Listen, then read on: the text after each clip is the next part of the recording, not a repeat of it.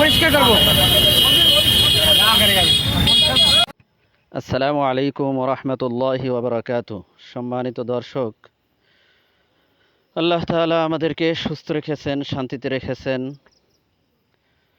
ভালো রেখেছেন, এই জন্য শুকরিয়া, আলহামদুলিল্লাহ। পৃথিবীতে আমাদের মতো কত মানুষ, আমাদের মতোই মানুষ, আমাদের চাইতেও অনেকে অনেক সুন্দর, সুশ্রী, অনেক সুন্দর সুন্দর মানুষগুলো পাগল হয়ে আছে, বিভিন্ন জায়গায় পড়ে আছে।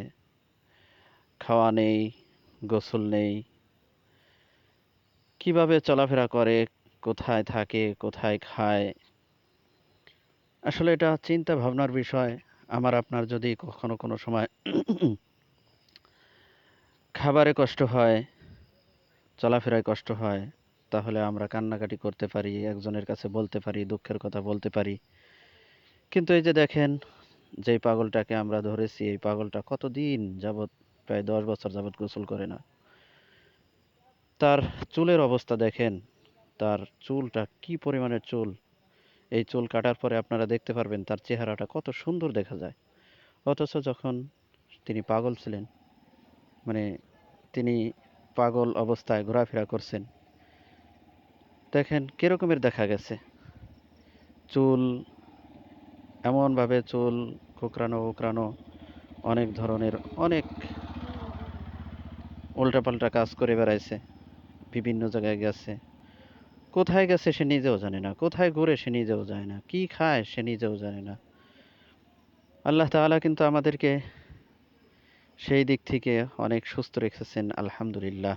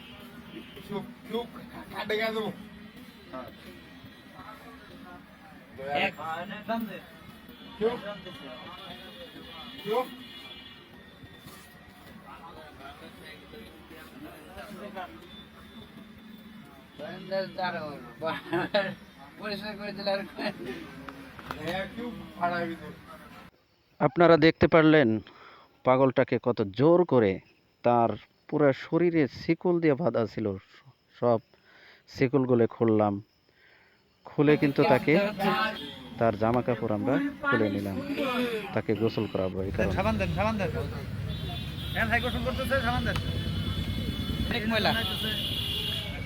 মাথায় কত ময়লা দেখছেন, ডলা দেন, ময়লা ডলা দেন।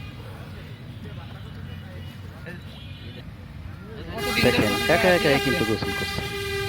বসো বসো বসো, হ্যাঁ সুন্দর। বেড যাও বেড যাও বেড যাও বেড যাও, এইবার বেড যাও বেড যাও। বসো কিন্তু বসো। টয়লেট তো জিনিস তো।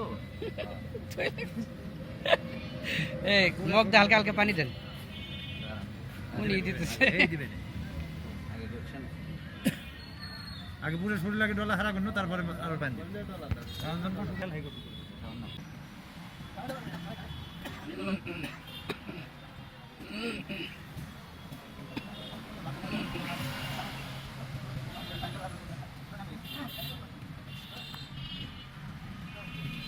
আমার কাছে খুব ভালো লাগলো পাগলটিকে নিজের হাতে শরীর ঘষে হাত পাও ডইলে দিয়ে সুন্দর করে গোসল করালাম। খুবই আনন্দ লাগলো, আমার মনে যে কত শান্তি লাগছে আসলে আপনাদেরকে আমি বুঝাইতে পারবো না।